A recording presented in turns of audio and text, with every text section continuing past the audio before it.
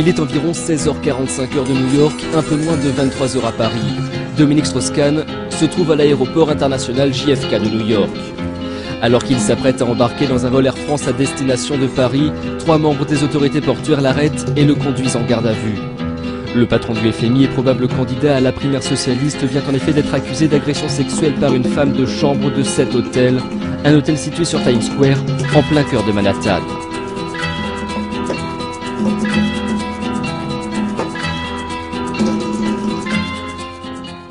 On ne peut pas répondre à la question comme ça parce que le problème, c'est qu'il y a aujourd'hui un clash à l'intérieur de la classe dirigeante mondiale entre des intérêts contradictoires.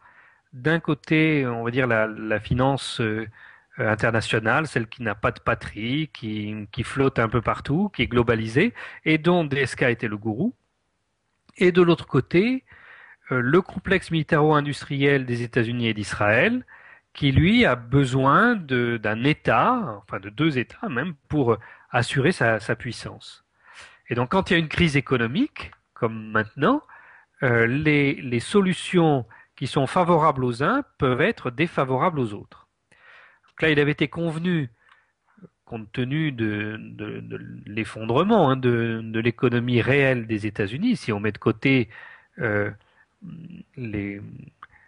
les sources un peu artificielles de revenus des États-Unis, vous savez que les principales sources de revenus, c'est la spéculation, et après, ce sont les droits d'auteur, les brevets, toutes ces choses-là, donc des choses tout à fait immatérielles. Si vous mettez ça de côté, il ne reste plus grand-chose comme économie productive aux États-Unis. Donc, c'est ce qui explique la faiblesse de leur monnaie et le fait qu'aujourd'hui, ils soient obligés d'imprimer environ 6 fois plus de créer 6 fois plus de monnaie qu'ils ne créent de richesse. Donc, cette situation est très préjudiciable aux pays qui acceptent du dollar, puisqu'en fait, ils payent le train de vie des États-Unis chaque fois qu'ils acceptent du dollar. Et en premier lieu, c'est préjudiciable à la Chine, parce que la Chine est aujourd'hui l'atelier des États-Unis.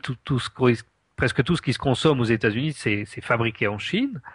Et parce que les Chinois sont payés avec des bons du trésor des États-Unis. Donc il fallait trouver une solution pour que la Chine soit payée autrement qu'en monnaie de singe et que néanmoins ça ne provoque pas l'effondrement des États-Unis qui alors ne seraient plus devenus solvables et n'auraient pas pu continuer à acheter des marchandises chinoises.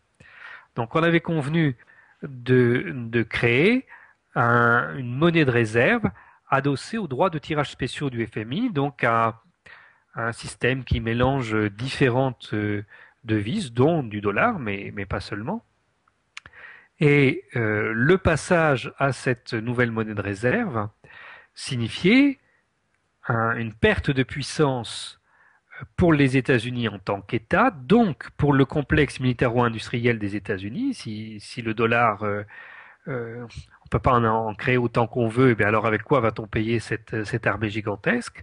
Mais ça ne gênait pas du tout la finance internationale, qui elle, au contraire, flotte parfaitement avec tout ça.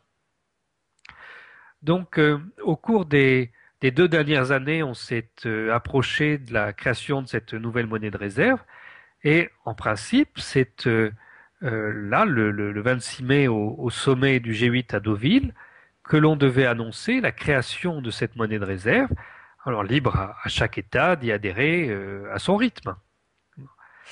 Et il n'y aura pas cette annonce, puisque Dominique Strauss-Kahn a été amené à démissionner du FMI dans les conditions qu'on connaît, et que, d'autre part, cette monnaie avait été réalisée déjà à titre expérimental par un État qui disposait de très très grosses réserves monétaires, parce qu'il y a un État pétrolier qui avait un fonds souverain considérable, et c'était la Libye. Or, on a bloqué, on a gelé les avoirs de la Banque centrale libyenne, on a même créé une banque centrale rebelle pour essayer de voler ses avoirs.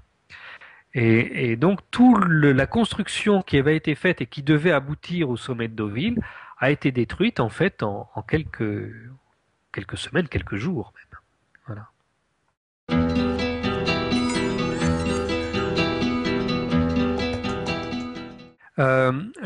le terme spéculation n'est pas le plus approprié pour ça. En fait, l'économie des États-Unis aujourd'hui, elle repose sur la puissance militaire et non pas sur sa production intérieure. Parce que qu'est-ce qui fait qu'on accepte du dollar? Eh bien, c'est parce que si vous refusez du dollar, il vous arrive ce qui est arrivé à Saddam Hussein ou à Muammar Kadhafi. Voilà. Tandis que si vous l'acceptez, eh bien, vous payez les échanges internationaux avec ça, mais au passage, vous devez payer le déficit des États-Unis. Donc c'est un système qui fait que les États-Unis sont riches aux dépens des autres.